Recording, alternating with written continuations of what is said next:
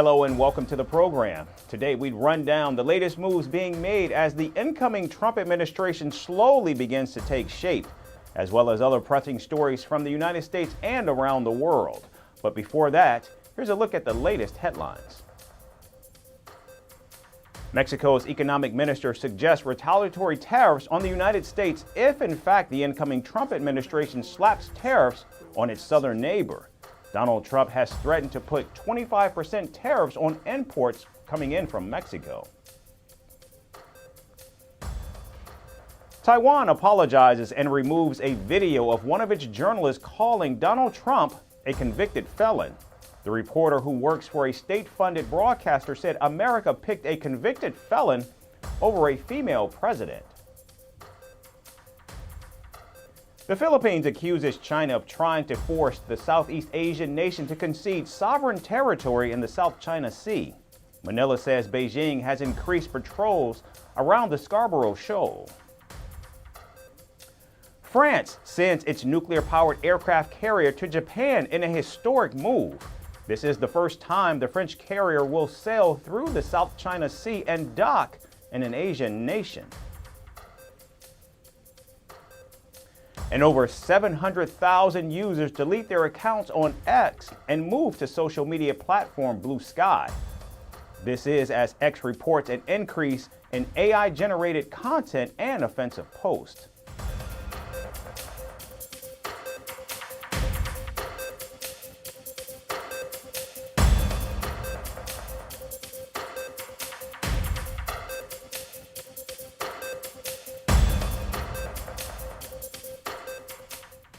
We begin in the United States, where President-elect Donald Trump's new administration is slowly beginning to take shape. The Republican has roped in some major names recently, including Florida Congressman Mike Waltz, former immigration official Tom Homan, and his campaign manager Susie Wiles. Representative Mike Waltz will serve as Donald Trump's new national security advisor. Waltz is a retired Army colonel who has been a strong critic of President Joe Biden's foreign policy on Ukraine and Afghanistan. Meanwhile, Tom Homan will return to President-elect's administration as his new border czar. He served as the director of the Immigration and Customs Enforcement Agency in the first Trump administration. Donald Trump says there's no one better than Homan at policing and controlling America's borders. The president-elect has also named former New York Congressman Lee Zeldin as the head of the Environmental Protection Agency, and his longtime advisor Stephen Miller to be the new Deputy White House Chief of Staff. Donald Trump has also reportedly chosen South Dakota Governor Kristi Noem to head the Department of Homeland Security, and for the role of the ambassador to the United Nations, Donald Trump's pick is loyal ally and pro-Israel advocate Elise Stefanik. Following the reports, the United Nations has said that the organization will work closely with Stefanik and the Trump administration. It's not for us to react. Member states will appoint, leaders of member states will appoint their representatives, and we will work constructively with the permanent representative of the United States, just like we do with every other country. These appointments come just days after Donald Trump chose Susie Wiles as his White House Chief of Staff. Meanwhile, reports say Donald Trump is considering Florida Senator Marco Rubio as his Secretary of State, while the choice for Defense Secretary is still up in the air. Now, if picked, Rubio will be the first Latino to serve as the country's top diplomat. And former presidential candidate Vivek Ramaswamy has also teased a possible role in the Trump cabinet, saying he is having high-impact discussions and has a couple of great options before him. Moreover, Donald Trump has already announced that he will not invite former Republican presidential rival Nikki Haley and former Secretary of State Mike Pompeo to join his second administration. As Donald Trump chooses members of his next cabinet, we continue to track and analyze what his second administration will look like as he prepares for a second term. President Joe Biden and Vice President Kamala Harris appeared together on Veterans Day at the National Cemetery in Arlington. The duo honored fallen soldiers in a ceremony filled with quiet tension. This was their first public appearance since the Democratic Party's recent election loss to Donald Trump. The president and the vice president appeared solemn as they approached the tomb of the unknown soldier. However, observers noted that the two appeared distant towards each other, reflecting concerning divisions. Our next report explores more in detail.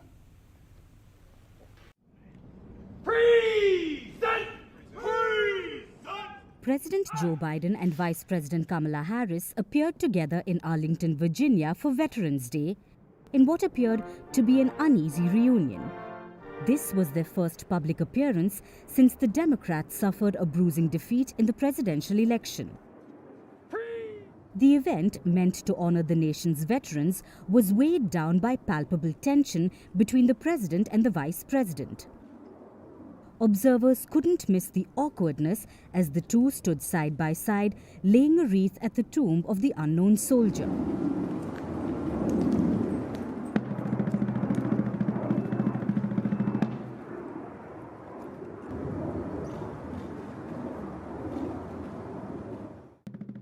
Veterans Day is always a significant date on the US calendar. It's the day to honor America's soldiers. But this year, it was also significant for being Biden's last Veterans Day as Commander-in-Chief. During his speech, he reflected on the same, calling it a great honor to lead the military and praising their sacrifices across generations. This is the last time I will stand here at Arlington as Commander-in-Chief. It's been the greatest honor of my life to lead you, to serve you, to care for you, to defend you, just as you defended us, generation after generation after generation. The president even reminisced about trips to US military installations around the world and to historic military sites such as Valley Forge and Gettysburg in Pennsylvania. I'll never forget my trips to Afghanistan and Iraq, where tour after tour, young men and women served and sacrificed to keep our nation safe. 4 presidents faced a decision after we'd gotten bin Laden whether to end our longest war in history in Afghanistan. I was determined not to leave it to the 5th. Yet, amidst this solemn moment, many noticed the visible tension between him and Harris, with First Lady Jill Biden seemingly sharing the discomfort. Biden was reportedly elated after Kamala Harris was defeated by Donald Trump, with some even calling it his biggest smile yet. However, the joy didn't sit well with Harris's team, who feel that the president should consider stepping down to let her complete the remaining term and become America's first female president, even if it's for just a few days. President Biden, though, has showed no signs of backing down, and the online community has been quick to react. On X, users commented on the apparent strain between the two leaders. Some questioned whether Biden's stance was a quiet rebuff to Harris, whose role in the administration has faced scrutiny. Adding fuel to the tension, the Democratic Party in general is facing tough decisions, with many feeling the party has lost touch with public sentiment. Yet Biden, who appeared confident and determined, appears unwilling to hand over his role. In this post-election haze, one thing is clear: the Democrats are left with deep rifts. The event, intended to honor America's fallen, instead served as a reminder of the turbulence within their ranks, hinting at the challenges that lie ahead. And now moving to the Middle East, where Lebanon-based Hezbollah fired nearly 200 rockets into northern Israel, targeting multiple cities and villages. Israeli officials say several civilians, including children, were wounded in the attack on Tuesday. The Israeli army says at least 50 rockets were fired, particularly at the Galilee Medical Center, and only some of them were intercepted. Around 80 rockets struck the northern Israeli city of Carmel, setting over a dozen vehicles ablaze. Hezbollah also launched about 90 rockets towards the port city of Haifa, which were largely intercepted. We had a rocket attack on the suburbs of Haifa, the Krayot area. We had a lot of rockets falling all over the place, so we sent a lot of ambulances, paramedics and EMTs to give first aid. So far we evacuated 4 casualties. 1 is mildly wounded and 3 minor wounded. A short while after the attack, Israel launched its fighter jets as they bombed multiple Hezbollah sites in northern Lebanon. The rise in hostilities comes 2 days after Israeli Prime Minister Benjamin Netanyahu said he personally authorized the pager blast targeting Hezbollah back in September. The pager blast killed at least 40 Hezbollah fighters and left over 3,000 wounded. Meanwhile, Arab nations met in Saudi Arabia and condemned Israeli aggression in Lebanon and Gaza. The kingdom renews its call for and categorical rejection of the genocide committed by Israel against the brotherly Palestinian people, which has claimed the lives of more than 150,000 martyrs, wounded and missing, most of whom are women and children.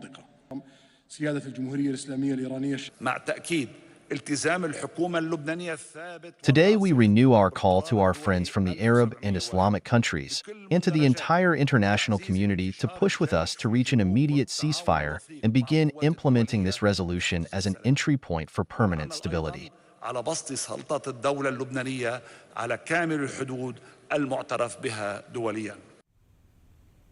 Israel now says it will in fact continue targeting Hezbollah until the Iran-backed group is either dismantled or surrenders its weapons. I would say, I don't want to enter specifically to these efforts, but I would say that it is important that the principle that Hezbollah won't be able to arm again or to get new weapon systems, to take them into Lebanon and to renew the threat to the extent it was before this war. It is vital to the success of any arrangement in Lebanon. Now, fighting has escalated in the region since early October when Israel began its ground offensive inside Lebanon against Hezbollah. Israel's Defense Minister Israel Katz has ruled out a ceasefire with Lebanon, which was proposed by the Biden administration. Israeli leadership has hinted that it is in fact in talks with Donald Trump regarding the next steps in the ongoing war. Now, only time will tell whether the Trump administration will follow a similar approach to President Joe Biden or change the dynamics of the region drastically with unpredictable actions. And now moving to the Caribbean nation of Haiti, violence broke out in the capital city of Port-au-Prince as the country swore in its new interim prime minister on Monday. Haiti's international airport was shut down after gangs shot at a commercial flight landing from Florida. The Spirit Airlines flight was just a few feet away from touchdown when gangs opened fire at the aircraft, injuring a flight attendant and forcing the plane to divert to the Dominican Republic. There are 7 gunshots on the Spirit Airlines aircraft, according to security organizations here. They are and should be declared terrorist gangs, and they cannot wait one more day. We're going to treat them. We are treating them as terrorist gangs without any special conditions. If they come here, they know what will happen to them. But countries like the United States, after this act that has already surpassed everything, should declare them terrorist gangs. The U.S. Embassy in Port-au-Prince said the shooting was part of gang-led efforts to block travel to and from Haiti. Now, following the incident, several U.S. airlines, including Spirit, JetBlue, and American Airlines, have canceled their flights to the Caribbean nation. Meanwhile, armed gangs also exchanged gunfire with Haitian police on the streets and set several homes on fire. The fresh wave of violence took place amid the backdrop of political turmoil in Haiti, where the Transitional Council replaced Prime Minister Gary Conille with businessman Alex Didier Fils-Aimé. While taking the oath, the incoming Prime Minister pledged to improve security in the country, where bloodshed has become the new normal. I am aware that my biggest duty will be to rise to the dimension of that high post in a singular and exceptional context. I will show myself deserving of the trust that you have placed in me. I make this pledge in front of you, members of the Presidential Council, and in front of the whole nation to place my energy, my skills, and my proven patriotism at the service of the national cause of which salvation is the challenge. Former Prime Minister Kony was appointed to the Haitian leader just 6 months ago in the hope of quelling the gang violence. However, infighting and corruption allegations within the transitional government led to his ouster, which gave the gangs an opportunity to try and seize more power. The political unrest in Haiti has allowed gangs to attack more neighborhoods and expand their control of the capital. According to the United Nations, gangs now control at least 85% of Port-au-Prince, as the multinational peacekeeping mission led by Kenya has struggled to rein in the violence and secure the nation. And finally, from Russia, where authorities are going to bizarre lengths to boost the country's birth rate. The Kremlin is now considering a ministry of sex to tackle the nation's population crisis due to the war in Ukraine. Some of the initiatives include cutting off the internet and electricity at night to encourage intimacy. Once set up, the Russian ministry would fund dates, pay for weddings, and give hefty cash payments to first-time mothers. Our final report brings you more on the strategy being deployed as the Kremlin fights a demographic decline. In a move straight out of a dystopian satire, Russia is mulling a ministry of sex. The proposed ministry could become the latest attempt to reverse the country's alarming population decline. Nina Ostanina, a staunch Putin ally and chair of the Russian parliament's Family Protection Committee, is reviewing the proposal. And the timing isn't accidental because Russia's birth rate is in free fall, worsened by a war that's claimed hundreds of thousands of lives. So, what does this ministry of sex mean? Some bizarre plans have already emerged.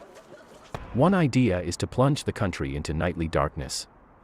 From 10 p.m. to 2 a.m., the internet and lights would be switched off.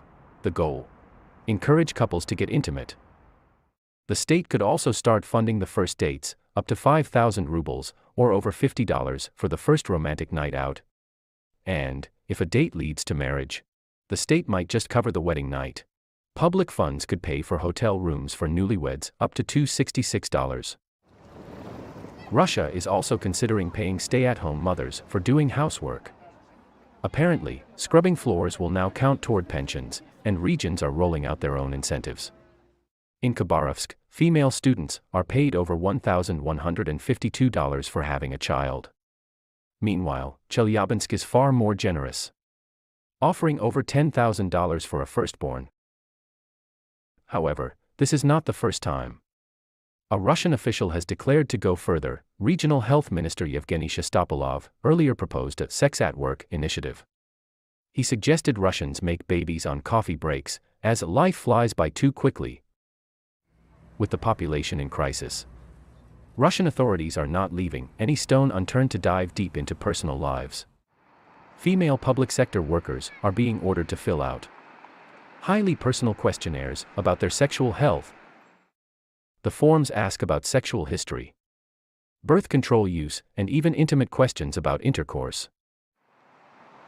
And if they refuse to answer, Putin's government could punish them to see a state doctor for an in-person interview. Reports from women in state-run cultural institutions reveal their frustration. Many submitted blank forms, hoping to avoid scrutiny. But the HR departments demanded names, and soon after, women were called to medical interviews to answer the same invasive questions. The Ministry of Sex proposal may seem outlandish, but it does highlight the lengths Russia is willing to go to encourage more babies. It seems no plan is too strange, no proposal too bizarre, in the Kremlin's push to boost birth rates. Whether the public buys in, that's another story. That's all we have time for today. We certainly thank you once again for tuning in. We look forward to seeing you right back here again tomorrow. Thanks everyone for watching. From impeachments to inaugurations, if it's a political story, we are on the scene. If it's breaking news, we're live with the latest coverage. From the White House, the State Department, and Capitol Hill, we know the issues, but above all, we know the players to bring you the latest in-depth analysis on all the key stories that we're covering. I'm Eric Ham. Join me from Washington here on Firstpost America.